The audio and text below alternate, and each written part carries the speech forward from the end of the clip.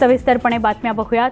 राष्ट्रवादी काँग्रेस फुटण्याच्या शक्यतेने भाजप शिवसेना महायुतीत चैतन्याचं वातावरण आहे। महायुतीच्या नेत्यांनी आमदारांची गोळाबेरीज मांडायला सुरुवातही केलेली आहे अशी माहिती मिळते। महायुतीचं संख्याबळ 250च्या वर नेण्याचं लक्ष्य असल्याचं शिवसेना नेते आणि उत्पादन शुल्क मंत्री शंभूराज देसाई म्हणाले। महायुतीत नवा साथीदार आल्यास त्यांचं स्वागत असल्याचं शंभूराज देसाई म्हणाले। नव्या जोडीदारामुळे सगळ्यात मोठा बहुमताचा आकडा गाठता येणार आहे। 288 आमदारांच्या विधानसभेत महायुतीचं संख्याबळ 250च्या वर गेल्यास महाविकास आघाडीच्या विरोधाची धार कमी होणार आहे। महायुतीच्या नेत्यांचं हे गणित प्रत्यक्षात अस्तित्वात येणार का याची मात्र उत्सुकता आहे। शिवसेना, भारतीय जनता पक्ष, आठवले साहेबांचा रिपब्लिकन पक्ष, इतर सर्व आमचे मित्र पक्ष असे सगळे आम्ही एकत्र येऊन महायुतीच्या माध्यमातून सरकार चालवतो आहे। आमचा उद्देश 2024च्या निवडणुकीला 200+ जागा मिळवण्याचा हा माननीय शिंदे साहेबांनी, फडणवीस साहेबांनी वेळोवेळी व्यक्त केलेला आहे। त्याच्यात भर घालायसाठी, महायुती अधिक भक्कम करायसाठी जे कोणी महायुतीचे घटक म्हणून महायुतीमध्ये येत असतील आणि त्यांना शिंदे साहेबांची आणि फडणवीस साहेबांची जर संमती असेल तर अशा सर्व लोकांचं, सर्व नेत्यांचं आम्ही स्वागतच करू। राष्ट्रवादी काँग्रेस फोडण्याचे प्रयत्न सुरू असल्याचा गौप्यस्फोट खुद्द शरद पवारांनीच केल्यावर आता राष्ट्रवादी काँग्रेस आणि महाविकास आघाडीचं काय होणार अशा चर्चा सुरू झालेल्या आहेत। राष्ट्रवादी काँग्रेस फुटणार या चर्चांनी साहजिकच उद्धव ठाकरे आणि काँग्रेसचे नेते अस्वस्थ झालेत। राष्ट्रवादी काँग्रेसच्या आमदारांमधील अस्वस्थता ही महाविकास आघाडीच्या एकजुटीला तडा लावणारी आहे। या पार्श्वभूमीवर पवारांची भूमिका काय असेल अशी अर्थातच उत्सुकता आहे ती उद्धव ठाकरेंना। पवारांनी मात्र उद्धव ठाकरेंना एकजूट कायम असल्याचं सांगत आश्वस्त केलेलं आहे। काही आमदार फुटले तरी राष्ट्रवादी काँग्रेस पक्ष म्हणून मवियासोबतच राहणार आहे असं पवारांनी स्पष्ट केलेलं आहे। शरद पवार साहेबांचं असं म्हणणं आहे, जे आमच्याशी बोलताना आम्हाला जाणवलं, या दबावामुळे कोणी जर पक्षातून बाहेर पडणार असेल तर तो त्यांचा व्यक्तिगत निर्णय, तो पक्षाचा निर्णय नाही। पक्ष म्हणून एनसीपी या भाजपबरोबर कधीच जाणार नाही, तो महाविकास आघाडीचाच घटक असेल, हे माननीय पवार साहेबांचं स्पष्ट म्हणणं आहे। देशभरात सध्या आगामी लोकसभा निवडणुकीचं वारं वाहू लागलेलं आहे। या पार्श्वभूमीवर भाजपमध्ये हालचालींना सुरुवात झाली अशी माहिती समोर आली आहे। लोकसभा निवडणुकीच्या दृष्टीने राज्यातील महाविकास आघाडीची अडचण होऊ नये याकरता थेट राष्ट्रवादी काँग्रेसचा मोठा गट फोडण्यासाठी भाजपने हालचाली सुरू केल्यात असं सूत्रांची माहिती आहे। नुकत्याच मुंबईच्या दौऱ्यावर असलेले अमित शहांनी या रणनीतीबाबत मुख्यमंत्री शिंदे आणि उपमुख्यमंत्री देवेंद्र फडणवीस या दोघांसोबत चाचपणी केल्याचं सांगण्यात येत आहे। फुटलेल्या आमदारांना शिंदे फडणवीस सरकारमध्ये सामावून घेता येईल का, त्यांना सत्तेतील वाटा कशा प्रकारे देता येईल याचीच चाचपणी झाल्याचं सांगितलं जात आहे।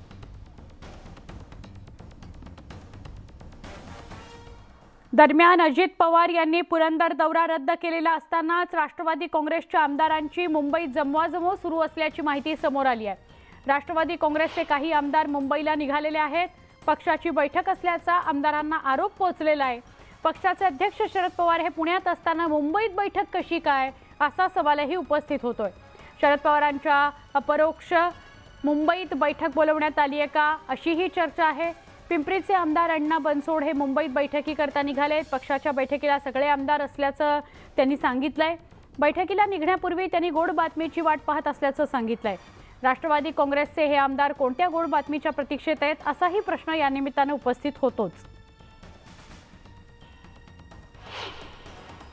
मी आमच्या सगळ्या सहकाऱ्यांना पक्षाच्या कामासाठी मुंबईला बोलवलेले, आता मी मुंबईला निघालेलो आहे। तुमच्यासोबत इतरही आमदार असणार आहेत का काय?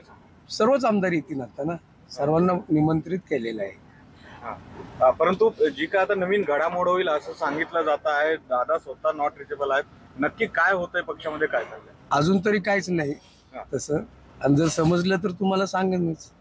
आनंदाची गोष्ट पण काय एकंदरीत नवीन काही घडामोड आहे पक्षामध्ये, नवीन स्थापनेविषयी काही शक्यता नाही? खरं तर आता गेल्यानंतरच तिथे माहिती पडेल आपल्याला।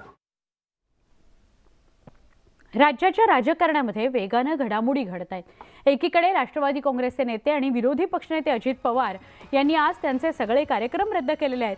दुसरीकडे चंद्रशेखर बावनकुळे यांनी तातडीचा दिल्ली दौरा केलाय। त्या पाठोपाठ आशिष शेलारही दिल्ली दौऱ्यावर येत आहेत, त्यामुळे राजकीय चर्चा सुरू झाल्यात. अजित पवार 35 ते 40 आमदारांसह भाजपसोबत सत्ता स्थापनेकरता सज्ज झाल्याच्या चर्चेनं राजकीय वर्तुळात ऊत आलेला एक खळबळ माजवून दिलेली आहे. यावर प्रश्न केले असता चंद्रशेखर बावनकुळे अजित पवारांबद्दल काही माहिती नसल्याचं सांगून यावर बोलणं टाळताना दिसले. एकंदरीतच बावनकुळे शेलारांच्या दिल्ली वारीमुळे या चर्चा मात्र अधिकच सुरू झालेल्या आहेत. अजितदादाबद्दल मला काही माहिती नाही. शेवटी त्यांच्या प्रतिष्ठेवर किंवा त्यांच्या भूमिकेवर मी काही प्रश्नचिन्ह उभं करणे हे काही योग्य नाही. मला अजितदादा संदर्भाने कुठली माहिती नाही.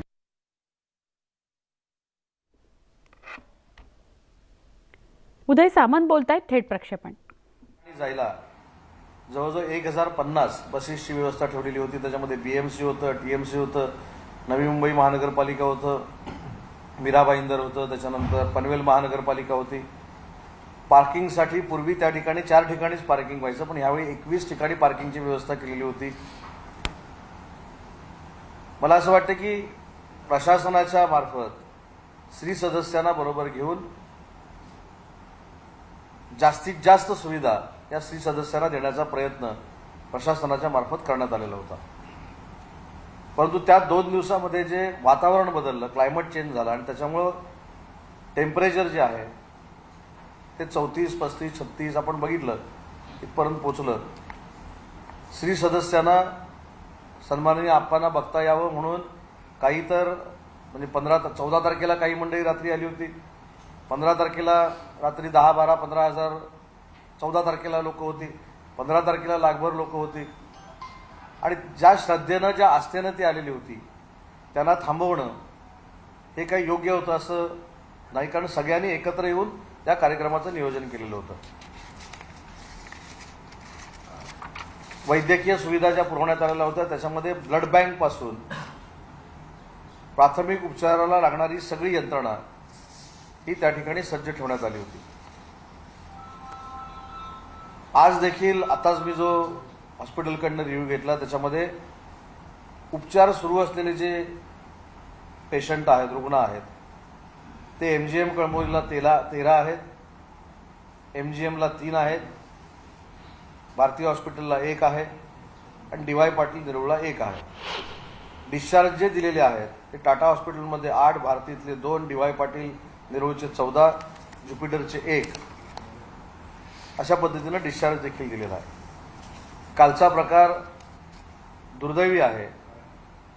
ज्या संख्येनं स्त्री सदस्य जमलेले होते त्या स्त्री सदस्यांना पाण्यापासून मेडिसिनपर्यंत सगळ्या उपाययोजना प्रशासनाच्या मार्फत आणि स्त्री सदस्यांच्याच मार्फत एकत्र बसून करण्याचा प्रशासनानं निर्णय घेतलेला होता. पण दुर्दैवी जी घटना घडलेली आहे ती सनस्ट्रोकमुळे घडली, आपल्याला देखील माहिती आहे, उष्माघातामुळे घडलेली आहे. आणि ज्या पद्धतीनं तो कार्यक्रम झाला, एवढा मोठा कार्यक्रम तो होता, 20 ते 22 लाख लोक त्याच्यामध्ये सामील झालेली होती, स्त्री सदस्य त्याच्यामध्ये सामील झालेले होते. आणि कुठेही प्रशासनानं हुकुमशाही करून किंवा एकाधिकारशाही वापरून हा कार्यक्रम केलेला नव्हता, तर अनेक स्त्री सदस्यांची चर्चा करून, त्यांची लोक जे आहेत त्यांच्याशी चर्चा करून हा कार्यक्रम केलेला होता. पण दुर्दैवानं सांगावं असं वाटतं की याच्यामध्ये देखील राजकारण करणारे राजकारणी महाराष्ट्रामध्ये आहेत, हे आमचं सगळ्यांचं दुर्दैव आहे.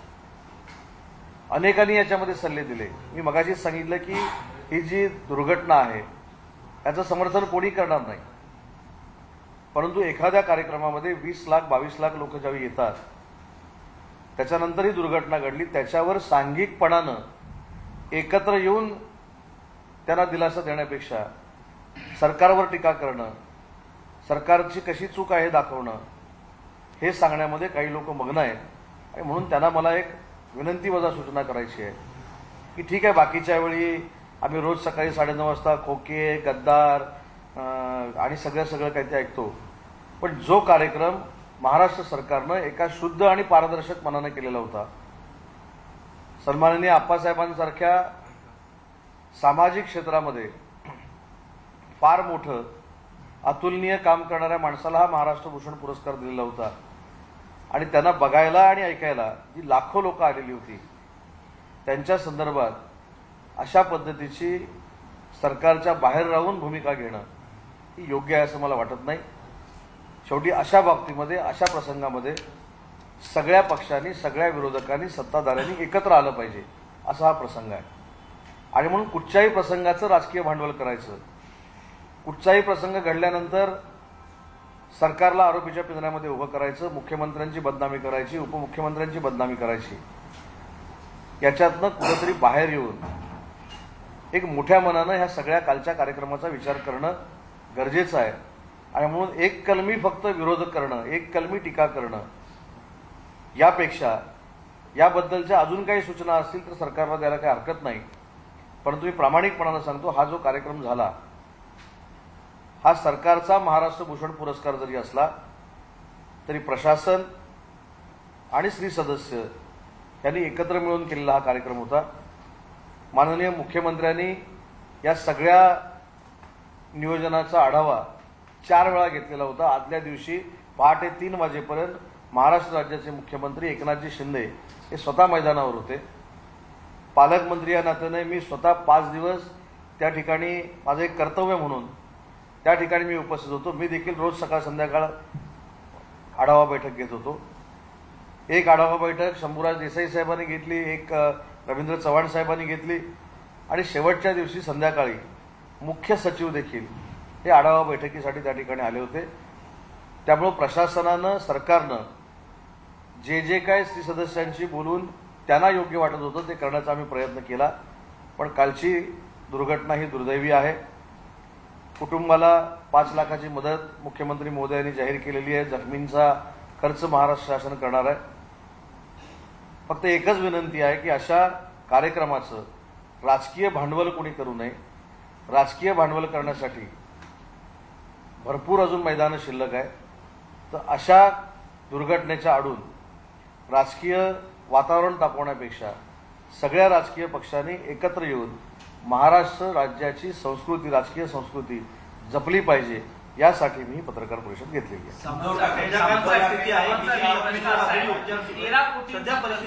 25 लाख ही पुरस्काराची रक्कम होती, परंतु या संपूर्ण सोहळ्यासाठी 13 कोटींचा खर्च आल्याची माहिती आहे ती समोर येत आहे. नेमकं यातलं सत्य का आणि याच्यावरून आता या सत्ताधाऱ्याला टीका केली. खर्च किती झाला, खर्च कशासाठी झाला हे सगळं प्रशासनामार्फत आम्ही नक्की जाहीर करू. मी ज्याचा उल्लेख केला की 380 एकरचं हे मैदान होतं.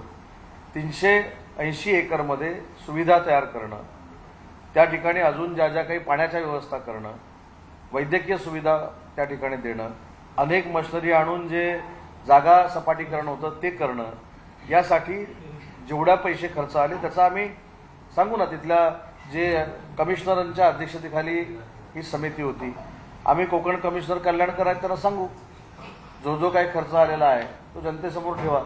परंतु मला असं वाटतं की अशा पद्धतीनं प्रत्येक गोष्टीमध्ये शंका निर्माण करणं आणि संभ्रम निर्माण करणं ही फार चुकीची बाब आहे. एवढा कार्यक्रम मोठा घेण्याचं कारण नेमकी राजकीय स्वार्थ होता का असा त्यांनी प्रश्न उपस्थित केला. तुम्हाला काय वाटतं? मला असं वाटतं की ही वेळ प्रत्येकाच्या प्रश्नाला उत्तर द्यायची नाही. या सगळ्या प्रसंगाचा अनेक लोक राजकीय फायदा घेतील, राजकीय फायदा घेऊ इच्छितात. परंतु राजसाहेबांनी ज्या काही सूचना पण केलेल्या आहेत त्याचं तंतोतंत पालन कसं करायचं या दृष्टीनं सरकार प्रयत्न करेल. पण त्यांनी सूचना केल्या आहेत. काही लोकांनी तर याचं राजकीय भांडवल करण्याचा प्रयत्न केला आणि म्हणून मी सांगितलं की ठीक आहे, जे काही घडलं ते दुर्दैवी होतं. भविष्यामध्ये असं घडू नये याची दक्षता नक्की घेतली जाईल. परंतु हा कार्यक्रम ज्या पद्धतीनं काही लोक सरकारनं एकाधिकारशाहीनं केला असं सांगण्याच्या मनस्थितीमध्ये आहेत त्यांना मला सांगायचं आहे की श्री सदस्य हे दररोज 5,000 लोक आमच्यासोबत काम करत होती आणि त्यांच्याशी विचारविनिमय करूनच हा कार्यक्रम झालेला. दुसरीकडे स्थानिक जे आमदार आणि खासदार आहेत, सुनील तटकरे, आदिती तटकरे आणि अनिकेत तटकरे, तिघेही मंडळी या कार्यक्रमाला होती.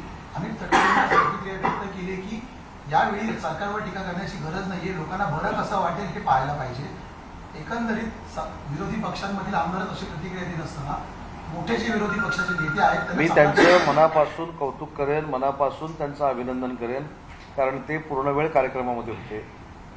तिथले आलेले श्री सदस्य हे किती सन्माननीय आप्पासाहेबांशी अटॅच आहेत ही त्यांना माहिती आहे. काही लोक जे टीका टिप्पणी करतायत हे फक्त जनतेला दाखवण्यासाठी करतात की आम्ही जिथं जाऊन आलो जाऊन आलं त्याच्याबद्दल चांगलंच आहे, मी कोणावर टीका करत नाही. पण माझं म्हणणं असं आहे की जे अनिकेत तटकरे यांनी सांगितलं, पहिली टर्म असताना सांगितलं, त्याचा आदर्श सगळ्याच लोकांनी घ्यावा. सध्या काय परिस्थिती आहे, किती जखमींवरती उपचार सुरू आहे, किती अति गंभीर आहेत? कारण आता जी ताजी माहिती आली त्यानुसार 13 जणांचा आता बळी. आम्ही सांगितलं 13 जणांना देवाज्ञा झालेली आहे. त्याच्यामध्ये MGM मध्ये 13, त्याच्यानंतर MGM वाशीला 3, भारती हॉस्पिटलला 1 आणि DY पाटीलला 1 हे उपचार घेत आहेत. परंतु त्यांची परिस्थिती चांगली आहे असं मला तिथल्या कमिशनरनी सांगितलेलं आहे. मुद्दा एकच आहे की या सगळ्या बाबतीचा कोणी राजकीय उपयोग करू नये आणि राजकीय फायदा घेऊ नये. सर, तुम्ही असं म्हणताय की तुम्ही अहवाल दिलेला आहे त्यात काही त्रुटी असल्याचं त्यांनी दाखवले का? तुम्ही सांगता की इतक्या मोठ्या व्यवस्था करण्यात आलेली होती, वैद्यकीय कर्मचारी होते, पाण्याची व्यवस्था होती, मग उष्माघाताचा तडाखा कशामुळे बसला? हे उष्माघात हा जो प्रकार आहे तो प्रचंड पद्धतीनं अचानक उष्णता वाढल्यामुळे होतो. मी हे पण सांगितलं की मी स्वतः फील्डवर तिथं 6-7 दिवस काम करत होतो. त्याच्यामुळे 2 दिवसापूर्वीचं जे वातावरण होतं ते अतिशय शांत आणि कमी उन्हाचं होतं. पण अचानक 2 दिवस हा उष्मा वाढला, ह्याच्याबद्दल काही दुमत असण्याचं काही कारण नाही. आणि कोकण कमिशनर कल्याणकर जे आहेत किंवा आमचे सिडकोचे उपाध्यक्ष संजय मुखर्जी आहेत, आमचे IG प्रवीण पवार आहेत, तिथले कलेक्टर आहेत, SP आहेत, यांनी देखील प्रामाणिकपणानं त्या स्त्री सदस्यांना प्रत्येक सुविधा प्राप्त व्हावी यासाठी प्रयत्न केलेला आहे. त्याच्यामुळे मला असं वाटतं की त्यांनी कुठचा अहवाल दिलाय नवीन मला माहीत नाही, परंतु पालकमंत्री या नात्याने मी जिल्ह्यातनं जी माहिती घेतोय ती माहिती आज मी तुमच्यासमोर ठेवली. सर, तुम्ही असं म्हणताय की टाइम जो वेळ होता तो 10चा होता, श्री सदस्य म्हणतायत की ते दुपारचं करेल, दुपारचं घेऊ. मात्र या संपूर्ण संदर्भात तुम्ही आप्पासाहेब धर्माधिकारी त्यांच्याशी बोललो होतात का? हे मला असं वाटतं या कार्यक्रमाच्या बाबतीमध्ये मला अजून काही क्लेरिफिकेशन द्यायचं नाही, कारण हा कार्यक्रम महाराष्ट्रातल्या प्रत्येक माणसाच्या भावनेशी निगडीत होता. त्याच्यातनंही दुर्घटना घडलेली आहे आणि या सगळ्या कुठल्याही गोष्टीमध्ये मला जाना महाराष्ट्र भूषण पुरस्कार. या सगळ्या घडामोडींसह बुलेटिनमध्ये इथेच थांबणार आहोत. पहा फक्त न्यूज 18 लोकमत.